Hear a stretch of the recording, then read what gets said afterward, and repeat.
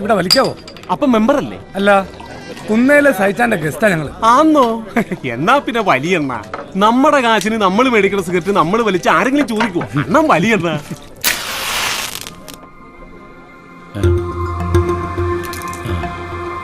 സാറേ, bar no smoking ആണ്.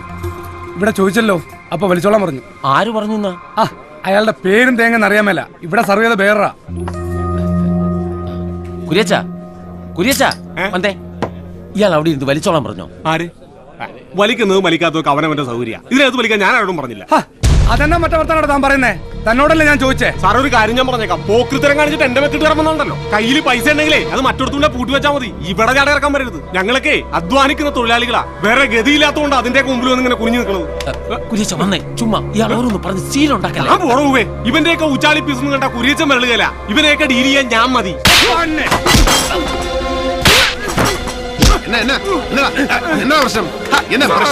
ഇത് കണ്ടോ സാറേ? ഒരു കാര്യമില്ലാണ്ട് വരുന്ന തല്ലി. എന്നതാ പ്രശ്നം? എന്നാന്ന് പറ. അത് ഈ സാർ ഇവിടെ ഇരുന്ന് സിഗരറ്റ് വലിച്ചായിരുന്നേ, അത് എന്നതാന്ന് ചോദിച്ചപ്പം ഈ കുര്യച്ചൻ പറഞ്ഞിട്ടാന്ന് പറഞ്ഞു. അതിന്റെ പേരിലൊരു വർത്താനം ഉണ്ടായി. അങ്ങനെ എന്റെ പൊന്നു സഹോദരൻ, അവിടെ ഇംഗ്ലീഷിലും മലയാളത്തിലും എഴുതി വെച്ചിട്ടുണ്ടല്ലോ ഇവിടെ പോകല് പാടില്ലെന്ന്. താനാരാ? ഡേവിഡ് എന്നാ പേര്. ഈ ക്ലബിന്റെ സെക്രട്ടറിയാ.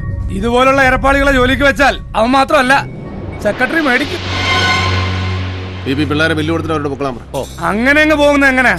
ഞങ്ങളെ കുന്നേലെ സഹിച്ചാന്റെ ഗസ്റ്റാ. പുള്ളിക്കാരൻ വന്നിട്ടേ പോകുന്നുള്ളൂ. കുന്നേലെ സജി വരുന്നവരെ ഇവിടെ ഇരിക്കാനാണ് ഉദ്ദേശമെങ്കിൽ നടന്നു പോകേണ്ടി വരികയല്ല.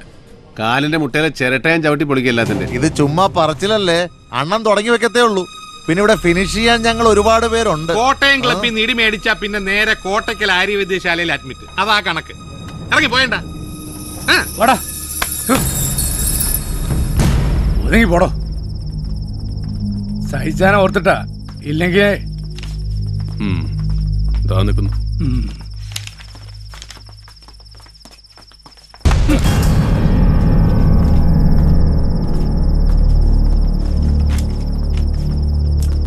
സെക്രട്ടറി ആന്നേ അവന്റെ ഒരു ജാട.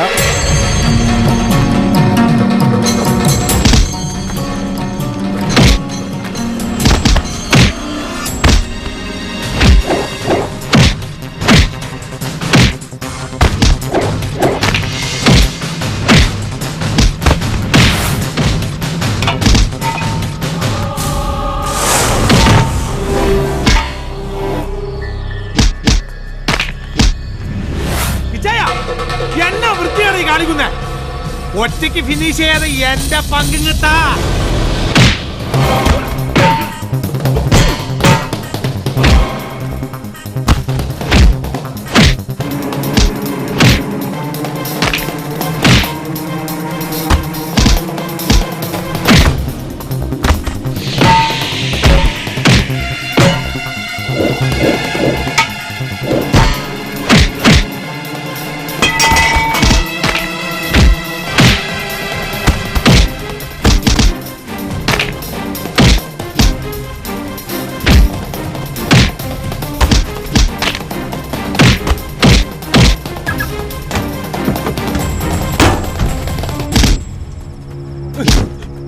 ഡേവിഡ് ജോൺ കൊട്ടാരത്തിൽ. പോയി പറ നേരെ സജിയോട്. ആ പേര് കേൾക്കുമ്പോ അവൻ മാത്രമല്ല, അവന്റെ അപ്പൻ ചത്തുപോയ കുഞ്ഞുമറിയത് വരെ ശവപ്പെട്ടിന്ന് വന്ന് എഴുന്നേറ്റ് നിൽക്കും. നീയൊക്കെ ഇച്ചിരി കൂടെ മൂക്കനോടാ കോട്ടയത്ത് വന്ന് കളിക്കാൻ. കേറിപ്പോ, കേറിപ്പോടാ.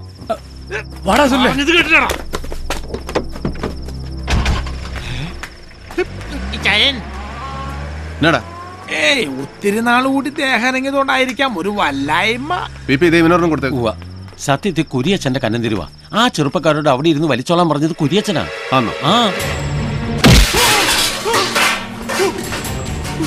ഇതുപോലുള്ള പെറപ്പിനെയും കാണിച്ചെന്ന് ഞാൻ അറിഞ്ഞ കുര്യച്ചന്റെ ചീട്ട് ഞാൻ കീറുവേ. പണി നീ വേറെ നോക്കേണ്ടി വരും. ഒരു പെഗോ? ആ, ഒരെണ്ണം കൊടുത്തിരുന്നല്ലേ സാർ പറഞ്ഞേ? എന്റെ പി ചേട്ട ഒരെണ്ണെന്ന് പറഞ്ഞ ഒരു ഫുള്ളാ. കൈയും കാലും ഇളക്കുന്നതിന് എനിക്കുള്ള കോട്ടയാ. ഏതായാലും ഒഴിച്ചല്ല, അതങ്ങ് കളഞ്ഞേക്കാം.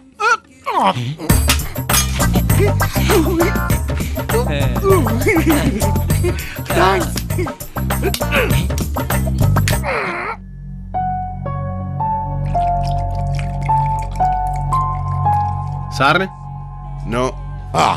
അതെന്നാ സ്വാമി വ്യാഴാഴ്ച കഴിക്കുകയെന്ന്? എന്നതാ അതിന്റെ ഒരു പ്രത്യേകത? സാറിനിപ്പോ വ്യാഴദശയായിരിക്കും അല്ലയോ? റബിഷ് അങ്ങനെയൊന്നുമില്ലടോ. ഒരു ദിവസം, ആഴ്ചയിൽ ഒരു ദിവസം വേണ്ടാന്ന് വെക്കുന്നു. That's all. ആ കോറം തികഞ്ഞല്ലോ. അണ്ണനൊന്ന് ഒഴിക്കട്ടെ. ഒന്നൊഴി മോനെ. ഓ എന്റെ പൊന്നു രാജഗോപാലെ, താനീ യൂണിഫോം ഇട്ടോണ്ട് ഇങ്ങനെ കയറി വരല്ലേ. കാണുമ്പോ ഉള്ളിൽ നിന്ന് ഒരു ആന്തല. അതെന്നാ തമ്പിച്ചായ, മാനസം വാരികയുടെയും സായാഹ്ന പത്രത്തിന്റെയും പ്രിന്റർ കം പബ്ലിഷറുടെ ഉള്ളെന്തിനാ ഒരു പാവം പോലീസുകാരനെ കാണുമ്പോ ഇങ്ങനെ ആളുന്നേ? അതെ, ഒരു പെൺവാണിഭ കേസിൽ വെറുതെ പ്രതി ചേർത്ത് ഈ പാവത്തിന് ഒരുപാട് കണ്ണീര് കുടിപ്പിച്ചിട്ടുണ്ട് സാറിന്റെ വർഗ്ഗക്കാര്. ഡി.കെ. മാനേ, Cheers. Cheers. താൻ ആ കുരിയച്ചനെ തല്ലിയോ? അവനോട് ഒപ്പുണ്ട് കരഞ്ഞോണ്ട്. അവനെ തല്ലുകയല്ലേ വേണ്ടത്, നിങ്ങൾ ഓർത്തിട്ടാ. ഇല്ലെങ്കിൽ ഇന്ന് തന്നെ ഞാൻ കഴുത്തെ പിടിച്ച് വെളിയിൽ തള്ളിയനെ. ആ മാതിരി പോക്കരത്തിലാകായിരിക്കുന്നത്. തിരുനക്കര മൈതാനത്തിനടുത്ത് അച്ഛൻ ഹോട്ടൽ നടത്തിയിരുന്ന കാലം മുതലേ കാണുന്ന അവനെ താൻ ഇവിടുന്ന് പിരിച്ചുവിട്ടാ പിന്നെ എനിക്ക് ജോലിയാ. ചങ്കിനിടിയും കരച്ചിലുമായിട്ട് രാവിലെ തന്നെ വീട്ടിലെത്തൂടാവേ. പിഴച്ചു പോണെന്ന് ആ പുല്ലന് വിചാരമില്ലെന്ന് വെച്ചാ. ഡേവിഡ് സാറേ, ആ. സാർ ഒന്ന് വരണം. സുഖു അടിച്ച് ഓഫാ. ഒരു പെഗിലോ? ഒരു പെഗല്ല, ഇതാ എവിടെയാണ് സാർ. ഒന്ന് എഴുന്നേക്കടാ. കംപ്ലീറ്റ് വ്യാജന. അതെ, കംപ്ലീറ്റ് വ്യാജന. അല്ലെങ്കിൽ ഞാൻ ഒരെണ്ണം അടിച്ചു കഴിഞ്ഞാൽ ഇങ്ങനെ ഷേപ്പ് മാറാറുണ്ടോ? കംപ്ലീറ്റ് വ്യാജന. ഏത് കോപ്പന ഇവിടെ മദ്യം സപ്ലൈ ചെയ്യണ പിടിവിടരുതിട്ടാ. മുണ്ടിനെ ചവിട്ടി. എന്ത് പറ്റി സാറേ? ഒന്ന് താങ്ങിക്കാ പോക്കരെ, മുട്ടിഞ്ഞ വെയിറ്റ് ആയി കഴിവുണ്ടവന്. ഞാൻ ചെലപ്പോ വാള് വയ്ക്കാൻ ചാൻസ് ഉണ്ട്. ശവോടൊക്കെ ഞാൻ നടത്തും. പോട്ടെ സാറേ, ഞാൻ സാറിന് കാത്തു കയറുന്ന ഒരു താങ്ക്സ് പറയാൻ. സിസ്റ്ററിന്റെ അഡ്മിഷൻ അത് ശരിയായി. സാറിന്റെ റെക്കമെൻഡേഷനാ. പേരിനൊരു ചെറിയ തുകയെ മാനേജ്മെന്റ് വാങ്ങുന്നുള്ളൂ. നന്നായി പഠിച്ച് മിടിക്കായിട്ട് പറ്റവള്. ഓക്കെ.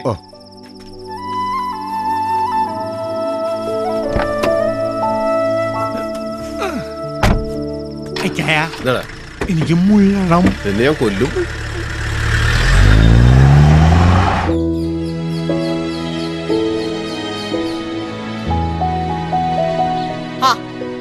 ദേവികുഞ്ഞെ, ദേവികുഞ്ഞെ, ഒന്ന് എഴുന്നേറ്റേ. എന്നാ കിടപ്പായത്? കാപ്പ് കുടിക്കണ്ടായോ? മണി 10 കഴിഞ്ഞു. കഴിയട്ടെ, എഴുന്നേറ്റ് പെന്നെ എടുക്കാനാ. ചേട്ടത്തി ഊണാകുമ്പോ വിളിച്ചാ മതി, അപ്പൊ കാപ്പി നമുക്ക് ലാഭിക്കാമല്ലോ. ദേ, മഠത്തിലെ അമ്മാമ്മച്ചും കുറെ അമ്മമാരും കൂടെ വന്നിരിക്കാൻ തുടങ്ങിയിട്ട് മണിക്കൂർ 1 ആയി. ആര്? കുഞ്ഞിന്റെ അപ്പന്റെ മൂത്ത സഹോദരി മഠത്തിലെ. എന്റെ പള്ളി അത് സംഭവിച്ചോ? എളുപ്പം അങ്ങോട്ട് ചെല്ല്. ആ സുഖു കുഞ്ഞിനെ കുറിച്ച് ഏതാണ്ടൊക്കെ പറഞ്ഞു കൊടുത്ത് പിരി കയറ്റുന്നുണ്ട്.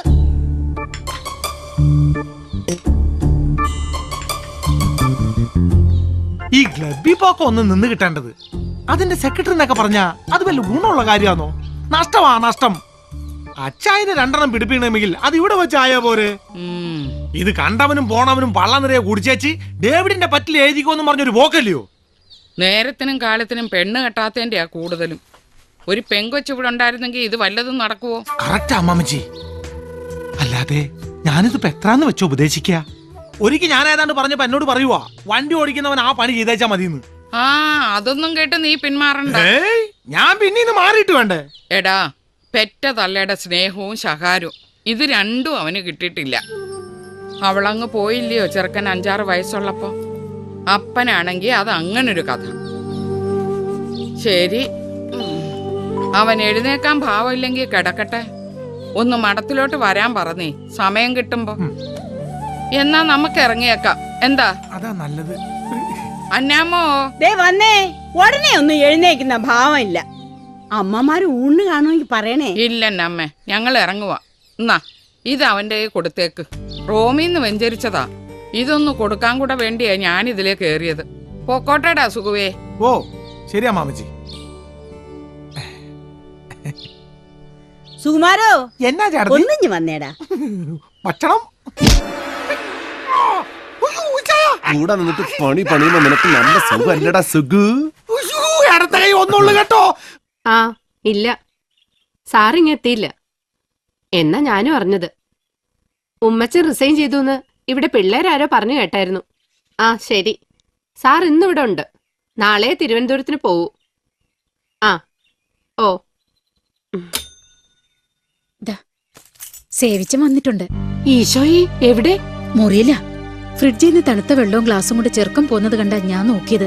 എന്തോ പുകിലും കൊണ്ടാ. ഇച്ചിരി കടുപ്പത്തിലാ.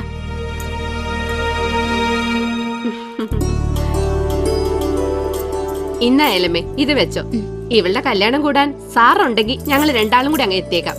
ഇല്ലേ എന്നെ പ്രതീക്ഷിച്ചാ മതി. ഓ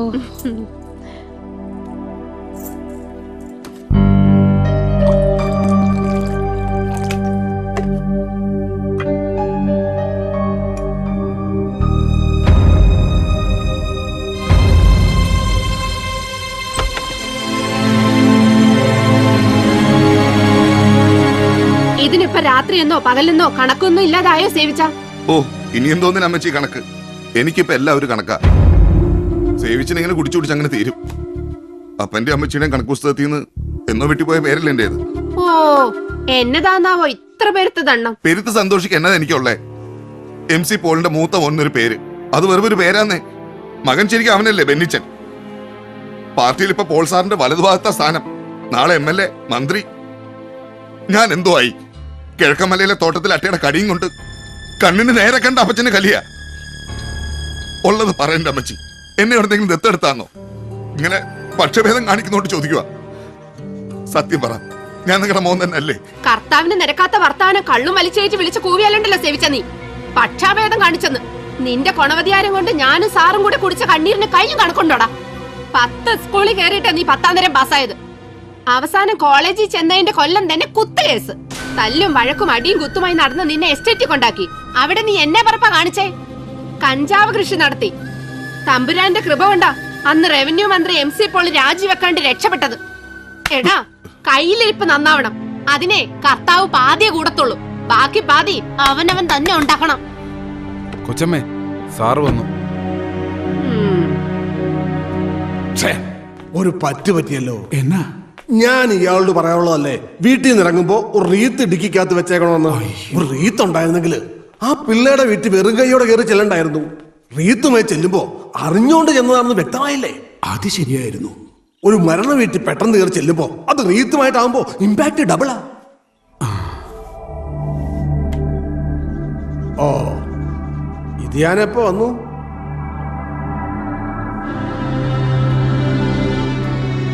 അതെ, ഭരണം കയ്യിലില്ലാത്ത സമയം, പാർട്ടിക്കകത്തെ ഇഷ്യൂസ് വേറെയും. ഇതിനിടയിൽ നീ ഉണ്ടാക്കുന്ന അട്രോസിറ്റീസ് കൂടെ മാനേജ് ചെയ്യാൻ എനിക്ക് പാടാം.